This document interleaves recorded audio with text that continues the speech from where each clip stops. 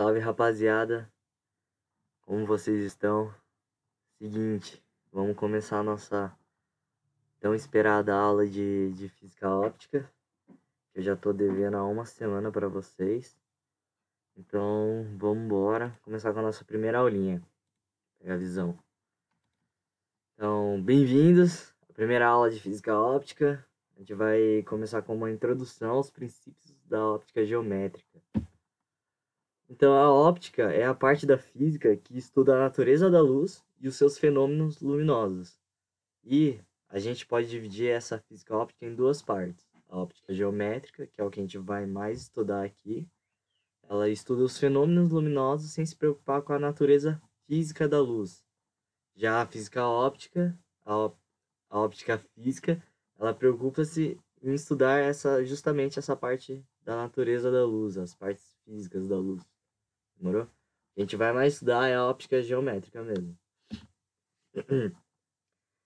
Então, a óptica geométrica e os seus raios de luz. A propagação retilínea, a reflexão e a refração são os fenômenos que a gente estuda na óptica geométrica. Então, é isso que a gente vai acabar abordando ao longo do nosso semestre. E o que são os raios de luz? São linhas orientadas que representam graficamente a direção e o sentido de propagação da luz. Aí, dependendo do meio que essa luz estiver se propagando, ela pode se propagar de maneira retilínea ou de maneira curvilínea. A gente vai ver que tem meios de propagação da luz que ela acaba sendo desviada do seu curso normal, né? Então, eu coloquei os dois modozinhos da propagação da luz.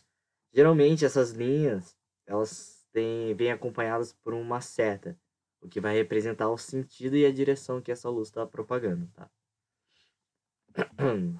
Os feixes de luz.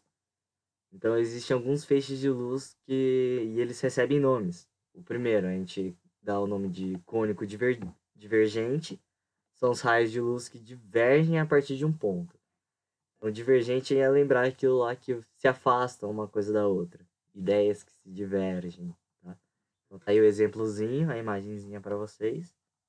Aqui. O cônico convergente é o oposto do divergente, né? Então, eles se atraem, eles vão em direção. São os raios que convergem para um único ponto. E o cilíndrico, que são os raios de luz que ficam paralelos entre si. Certo? Por isso que chama de cônico, né? Que acaba formando esse formatinho de cone não, cilindro. E é isso, rapaziada. As fontes de luz, é bom a gente lembrar, porque geralmente cai nos vestibulares.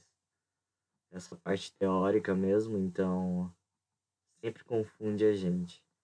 Então, as fontes de luz são os corpos capazes de emitir luz e essas podem ser classificadas em fontes primárias.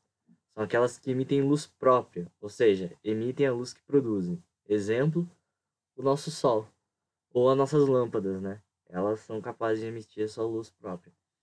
E as fontes secundárias são aquelas que reenviam a luz ao espaço, não espaço sideral, mas qualquer espaço, que recebem de outros corpos. O exemplo clássico, a Lua, que recebe a luz do Sol e mesmo assim a gente consegue ver de noite e às vezes ela dá aquela iluminada na noite. Demorou? Ou nossos corpos ou roupas, tudo consegue emitir luz. Só que absorve da lâmpada ou da luz do Sol. Falando um pouco mais das fontes primárias, existe mais uma subdivisão delas, que são as fontes incandescentes, são aquelas que emitem luz por conta da sua elevada temperatura. O Sol é uma fonte incandescente. E a luz padrão que a gente tem, a lâmpada incandescente, também é uma fonte incandescente, né?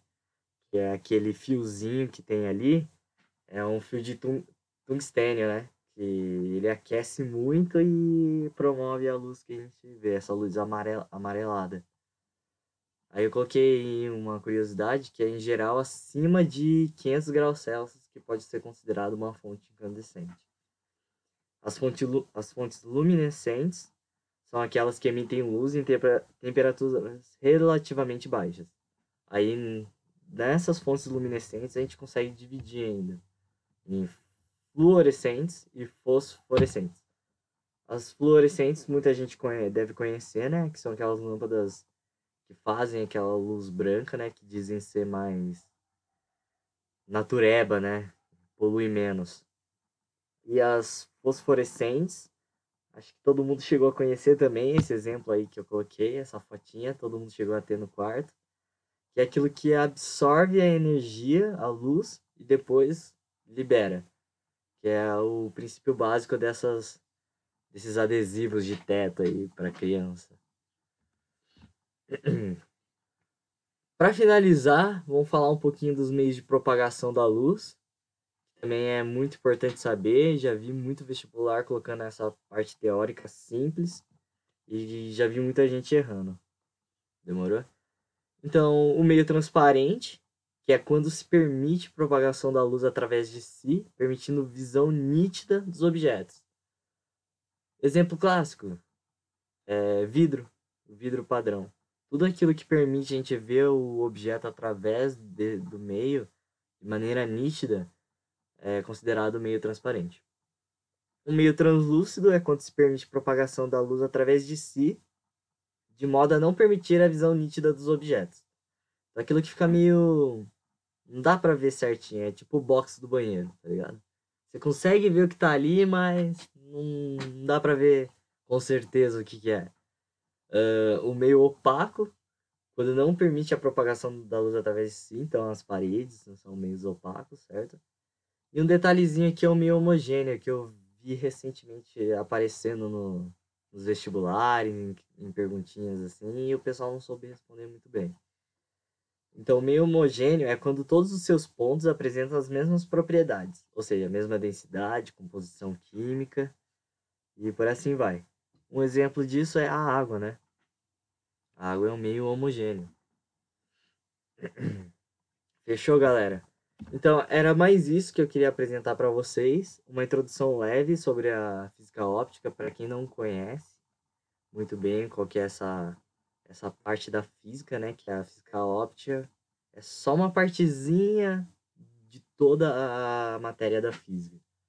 Então, a gente vai trabalhar mais na parte dessa óptica geométrica. Se sobrar tempo, já que essa crise atrasou todos nós, se sobrar tempo, a gente entra mais na óptica física em si. A gente trabalha um pouco mais as propriedades físicas da luz. Demorou? Então, é isso, rapaziada. Tamo junto. Já estou trabalhando na próxima aula e semana que vem eu mando para vocês. Demorou? É nóis.